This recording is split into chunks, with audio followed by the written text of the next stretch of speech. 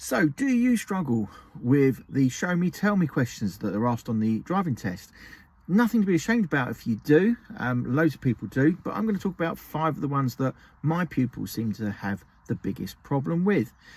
And we're going to start with the first one, which is to do with the power steering. And the question is, how do you know that your power steering is working correctly before departing on a journey?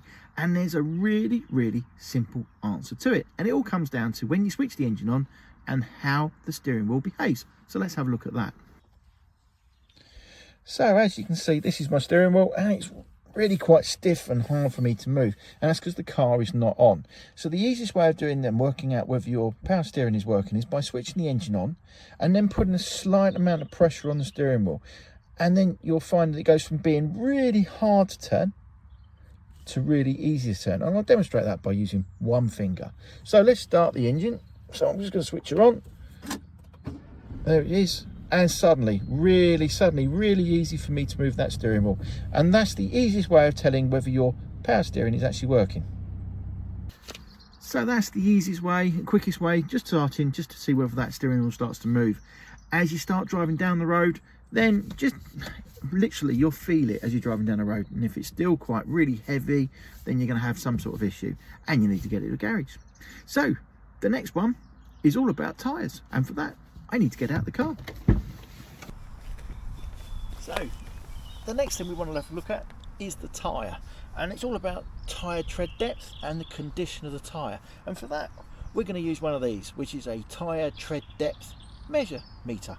Okay, and this is what we're going to do. So here's my tyre, and the first thing we're going to do is check the tread depth. So the tread depth is these grooves here that sit on the wheel, and it's what gives us the grip as we're going down the road. Now to do that, we're going to use one of these, as I say, a tyre tread depth meter, and all we're going to do is literally just pop it between the tyres. There we go, and we're going to push it down. So as you can see, we've got that silver bit there that's like a little needle. It goes between the tyre tread depth and then we push it down. And then all we're going to do is take it up and it's going to stick where it is. And then we're going to have a look at the end. And there you can see we've got about 5, 6 mils of tread depth, which is legal. Okay, so we're looking for 1.6 millimeters of tread depth around in all these gaps here on all the tread depth around the whole rim of the tyre. Okay, we're not going to just pick one part, we're going to go all the way around just to make sure it's an even, because sometimes the tread can wear on the inside more than the outside, so we just got to be a little bit careful. And we're also going to check around the outside of the tyre, making sure that we've got no cuts or bulges around the outside of the tyre. So there it looked like a little bit, but it's not, it's just a little bit of a scuff.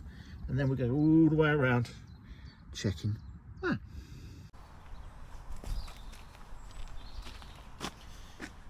So the next question we're going to ask is, how do you check that your brake lights are working before departing on a journey? And what the examiner's asking you here is just to tell them. And what you're going to tell them is that you're going to get out and have a look at the brake lights.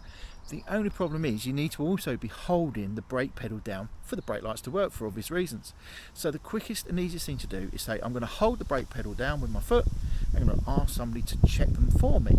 Or use a reflective surface. Reverse up and use a reflective surface. It's as easy as that.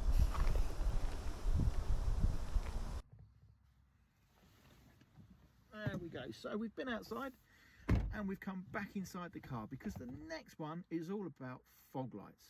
Okay, so you probably won't have to use them unless it's foggy, and they won't ask you to use them, but they will ask you to show them where they are in the car and when you'd use them. So the idea is, when you're prepping for your test, make sure you know where your fog lights are. They're all in different places on each car. Mine are quite hidden on this Peugeot. I've only ever found one test in the last 5 years to be asked where the fog lights are, and that's been most recently. But sometimes they're a little bit more obvious, maybe on the dash, maybe slightly a bit more obvious to the examiner. And so they'll ask you. And then they'll also ask you the other question, which typically doesn't tend to get asked, but it can do, which was, when would you use them? Which is a theory test question. Okay, so when would you use them? And the simple answer is when your visibility is less than 100 meters. and then you switch them on. And when the invisibility gets better, then you can switch them back on.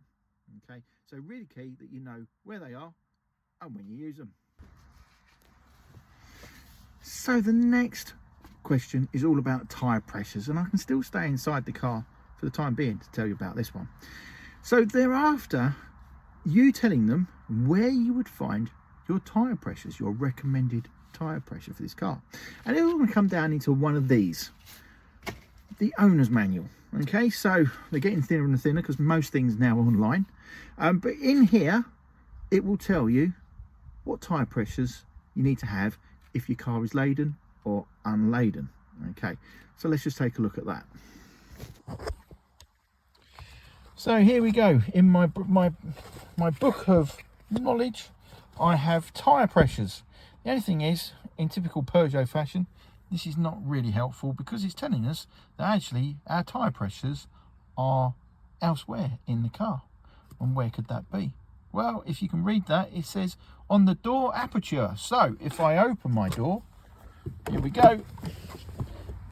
Down here, you will find your tyre pressures, and they tend to be in different places on different cars. And on there, you'll find all different things, whether it's PSI, whether it's bar, and you're going to need one of these.